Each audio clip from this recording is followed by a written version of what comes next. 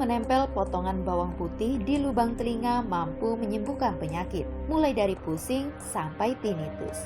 Salah satu narasi di media sosial menyebut bahwa menempel bawang putih di lubang telinga selama 1 jam sebelum tidur dapat membersihkan telinga dan mencegah penyakit. Namun, setelah dicek kebenarannya, informasi yang beredar tidak benar atau hoax.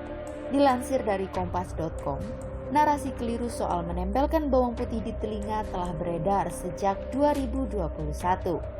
Dokter spesialis THT Rumah Sakit Columbia Asia, Profesor Dr. Delfitri Munir, membantah klaim tersebut. Ia menjelaskan belum ada bukti penelitian mengenai penanggulangan penyakit telinga dan menempelkan bawang putih di liang telinga. Memang bawang putih mengandung vitamin dan antioksidan seperti flavonoid, oligosakarida, dan asam amino yang bermanfaat bagi kesehatan. Namun untuk memanfaatkan kandungan bawang putih sebagai pengobatan telinga, menurut Delfitri butuh bantuan tambahan seperti salep atau krim.